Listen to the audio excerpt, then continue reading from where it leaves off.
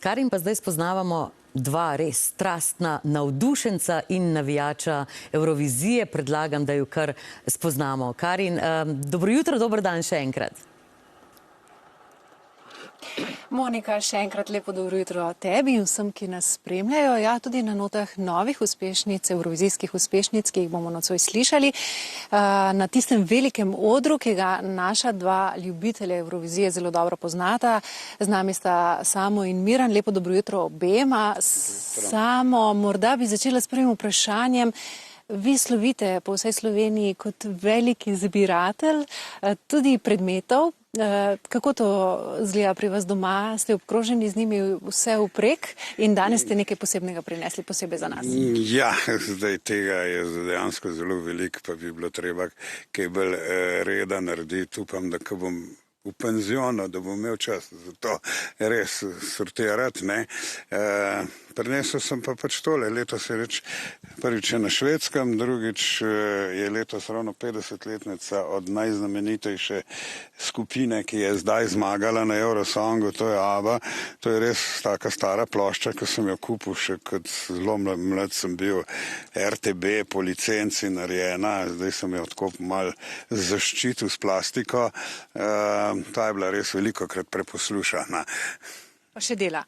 Ja, ne vem, zdaj sem jo zapakiral, ker poslušam po CD-ju ali pa po računalniku. Dobro. Miran, da ste tudi vi veliki ljubitelj tega svetovnega spektakla, govori tudi to dejstvo, da ste ga obiskali in podprli v živo kar 14? 12 krat. Letos nič v taki obliki, boste spremljali drugače? Tako kot včasih, tistih otroških in mladinskih časih, v bistvu doma pred televizijo oziroma v krogu tistih, ki ne potujemo na sam prizorišče. Res pa je, da letos v Mladinskem centru Celje za tudi vse ostale organiziramo ogled skupinski Evrovizije v finale v soboto po 19. uri, tako da po različnih krajih. Hvala tudi za to povabilo, nismo preslišali. Vedno znova pa z našo televizijo, ki, kot je povedala Monika, prenaša ta dogodek in povezuje evropske televizije, javne televizije. Skratka, in seveda gledalce in poslušalce. Ste se vi navdušili torej kot otrok, ko že omenjate tiste čase? Kako je prišlo do te strasti? Pa, lejte, včasih je veljalo pravilo, sploh, ko sem bil še jaz otrok oziroma veliko mlajši, smo lahko dvakrat na leto ostali po konci dlje. To je bilo novo leto in pa pač Evrovizija. In takrat smo tist čas, ko je bil cik-cak oziroma za iti spat, so nas starši rekli, ok, danes pa lahko, ker je Evrovizija. In potem je to iz tega družinskega z mamo, očetom, bratom, sestro postalo tako, da smo somišljeniki ali pa mogoče s kakšnim piknikom to nadaljevali v mladinskih in pa po kasnejših časih, no zdaj, smo si lahko privoščili pa tudi ogled v živo. No in da predstavimo še prostor, iz katerega pa se oglašamo, to je naš tako imenovani fundus. Tukaj hranimo vse te čudovite obleke, ki se pojavljajo v naših različnih programih.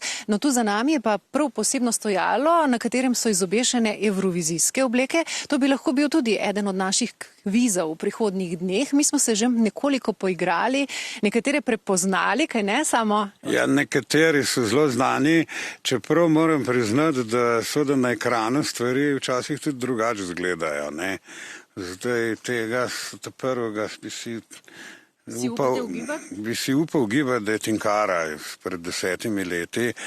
Za nekatere pa pojma nimam, za nekatere slutim, ampak ne vem, zdaj verjetno tudi nisem pravega spola, da bi zdaj za ženske. Ne, se to ni namen, ja, to ni pravi klic. Kolegice bi znale, ker po Eurosongu vsi, kar zmeri rečejo, ne, mi pa tega ne gledamo, ne. To Slovenci vsi rečejo taki, ki dajo kaj nase, ampak potem naslednji teden slišiš, veš, ampak kakšno obleko je imela pa una, kaj je bila ta 4. na vrsti, ne, pa kako je fušala una, to je pač to, ne, noben ne gleda, v resnici vsi gledajo in gledamo, mi samo javno priznamo to.